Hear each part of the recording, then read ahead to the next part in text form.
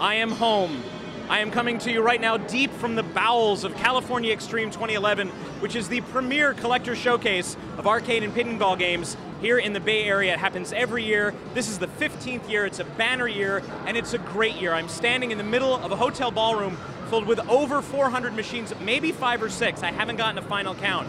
If you love arcade machines of any stripe from any era of our gaming history, this is the place to be. Some of you may be looking at all this and saying, why bother with these dusty old games? Well, I asked one of the organizers, Mark Bershing, to answer that question.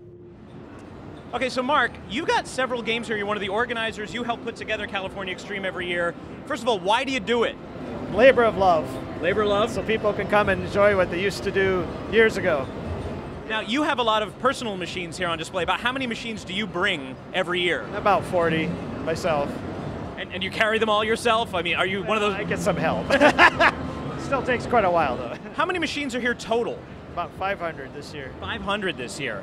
Have you seen, do you still see new things every time you come, or have you basically seen it all? No, I have not seen it all. It's all kinds of new stuff. Got Nickelodeon's over there. We've got the hard driving airborne. I have never seen that one. You know, things like that.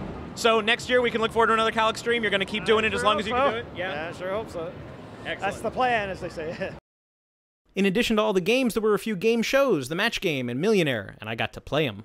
Stern Pinball will license anything these days. I can't believe they're making a pinball machine based on blank. What do you got? Oh, I've got the worst answer of the day. Casey Anthony. Oh! Too soon? So local.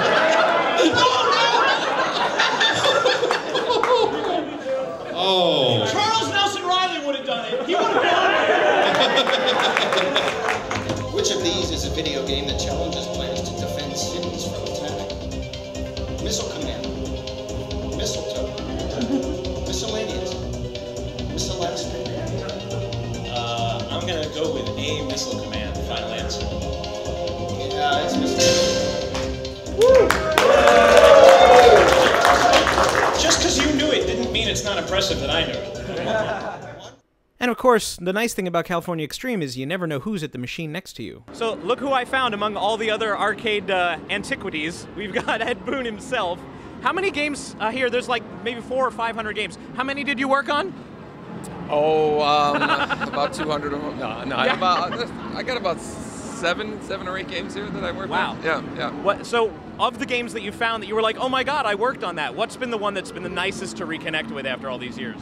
The grid, easily. Yeah. I haven't seen 6 grids linked together for about 10 years now or something like that. So as I was playing a bunch of people, I was beating people, and I felt bad because I kind of played it a few more times than they have. But that was a fun one to see. Never feel bad for beating people at a game that you've designed. I'm sorry, because they're going to brag about it if they beat you. Yeah, there's no win situation with that for me. Yeah. A lot of people don't realize that you started out as a pinball programmer. You did my favorite game, Taxi. You worked on Black Knight 2000, which is another landmark machine, right? How long were you working in pinballs before you moved over to video? About 3 years. I worked on about 5 or 6 games, and I went from in Black Knight 2000 was the last game I did before I moved over into the video department.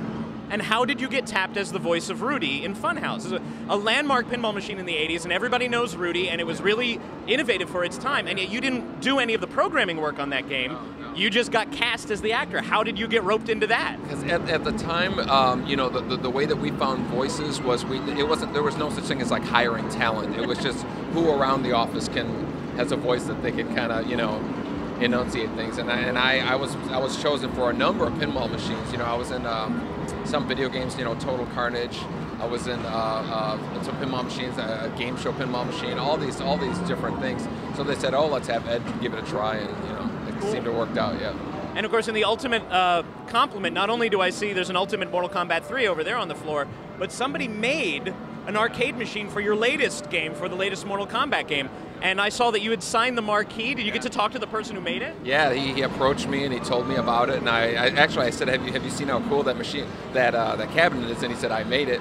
And then he told me about how he got the font from our manual and scaled it up and made all the the letters that he wanted to put onto the cabinet, and really innovative things that he did, so I was happy to sign it. California Extreme happens every year here in the Bay Area. I recommend it so highly. It recharges all of my batteries as a really old school nerd gamer. The URL is caextreme.org. It's everything that you see, everything at the show is on free play, and one price gets you in for the whole weekend. It's a great activity, and obviously there's so much to learn. Every year I come here, I learn something new. I play a game I've never heard of before, and I'm super excited about it. So if you get the chance, come to California Extreme. I will, of course, be keeping you up to date on all things gaming over at oneofswords.com. Check you there.